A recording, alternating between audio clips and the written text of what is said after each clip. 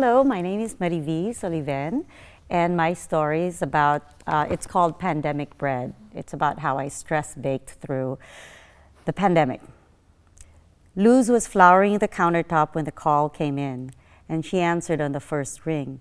This is Luz, your Filipino interpreter. How may I help you today? This is Dr. Goldstein.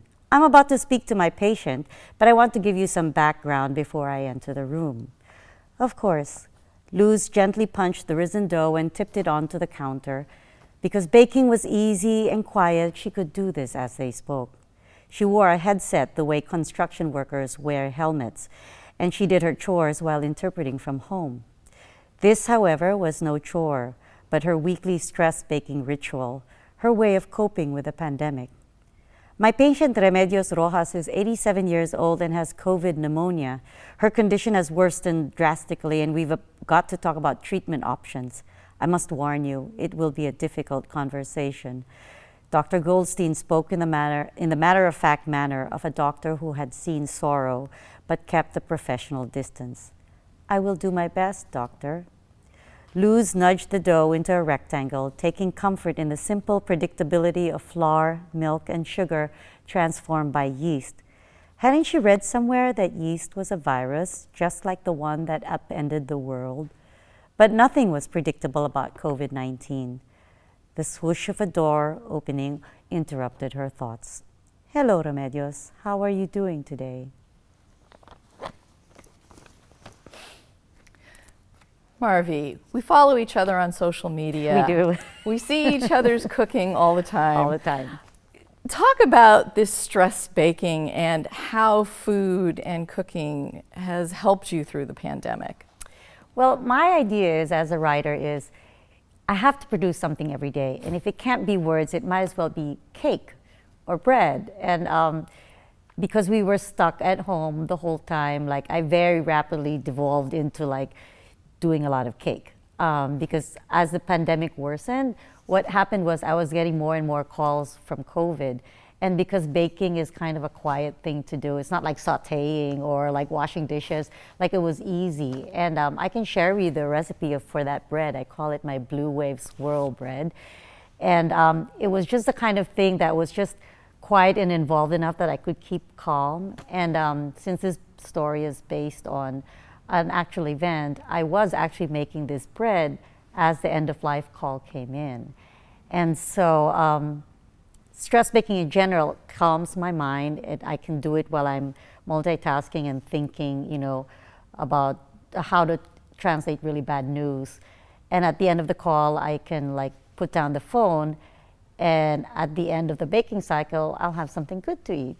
And pretty much all the time, we have a root of either old people or very skinny yoga teachers who really benefit from the bread, because there's no way my family could eat all that sugar. So that's how I've coped. So bread, basically, when you see me baking a lot, that means I have serious writer's block. So it's kind of a good and bad thing. So for you, cooking is also a creative process. And I've always appreciated how you use food to kind of respond to current events. And I've seen you post things where it's obvious what you've just cooked or baked is your response to current events. Yeah, I think the kitchen is where I editorialize. so essentially, one example notably was the Brett Kavanaugh confirmation hearings. And I remember watching it because, this brave woman, Dr. Blasey Ford, was there, and she was being so accommodating, and he was acting like such a dick. All of them were acting like dicks. So at the end of that day, I was so agitated, I decided, I was gonna make curry anyway, and I had this gigantic squid. It was an outsized squid, and I thought, I'm just gonna make penis curry. So what that was I got everything that looked vaguely phallic, which was I had a large Japanese eggplant, I had this foot-long squid, and I just chopped everything up and made sure that it had a spicy enough, Thai red sauce, I think it was. And I served it to my husband, and he said it was a little bit too spicy for him to have, but I thought it did the job. So. And talk about your work, because you translate for people, and how has that changed from before COVID to now after COVID, and what's that kind of process been like for you with your job? Well, when everything shut down for COVID, basically I thought, well, this is good. I'm already ahead of the curve. I'm already working at home.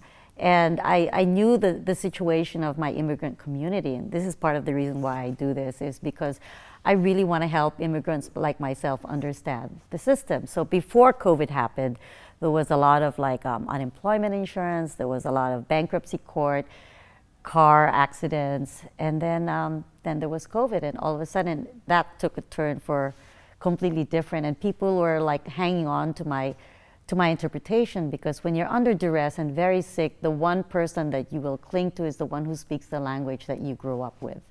So I've felt that interpreters who have been helping immigrant communities, especially the ones most affected by the disease, Filipinos, for one, have been drastically affected by the disease in larger proportions than the Asian population.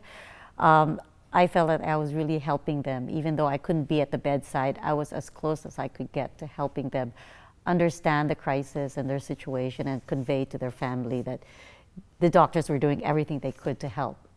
So, but that's why I really feel for these calls. Like just the other day, I was doing a call, and this woman, she was old, and she was like, why am I tied down? I have restates, let me go. And the doctor was like, well, it's because you keep pulling off your ventilator, and if you do that, you will die. And you know, you have to see that when you're in the moment, you really feel like you are their only link to reality in some ways.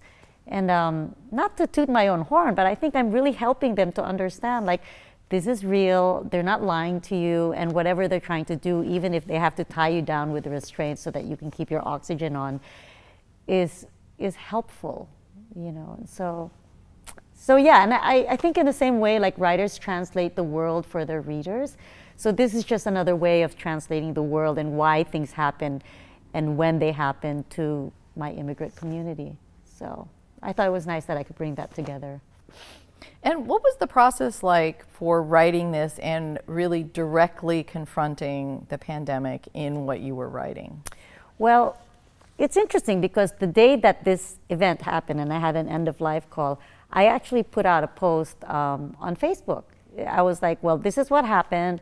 Wear the damn mask. It's really hard. Like, you know, she was dying. There was nothing we could do. And I don't know how she caught it, but clearly someone was not wearing a mask. And so it was just one of those things that stayed with me, because, you know, you walk down San Diego and I'll see people without masks, and I just really just want to come up and punch them in the face. I was like, what do you think you're doing? People are dying. You know, up until Biden came into office, that was a general thing. It's like, yeah, you know, liberty, individual freedoms, blah, blah, blah. And I'm like, yeah, but you live in a world with other people, and you need to care about people, and you need to wear the damn mask. So that's why. I mean, it stayed with me and stayed with me. So when Mark said, well, there's the Decameron project, I was like, well, that's the story I need to write. You know, not because I want to go like this to people without wearing masks, but to show that there are real consequences for insisting that you have a right to go about your business as though there's not a pandemic raging. Yeah. All right, well, I want to thank you very much for sharing your story and sharing your food on social media. Yeah, well, I'm glad that bun pan worked out for you. Yes. Isn't it cool? Did you use the recipe for the carrot cake? No, I did a strawberry cake. Ooh, nice. Well, yeah. Well, I should share, I should tag you on like what was it? The tarte tatin, because it's really pretty. Yeah. It's so nice. It's cooking during the pandemic is like Zen, you know, it's just like. Isn't it? I still don't have the sourdough thing down. I don't think I ever will, but you know, regular bread is good for me. I feel the same way. Yeah. Well, thank you very much. Thank you. This was so much fun.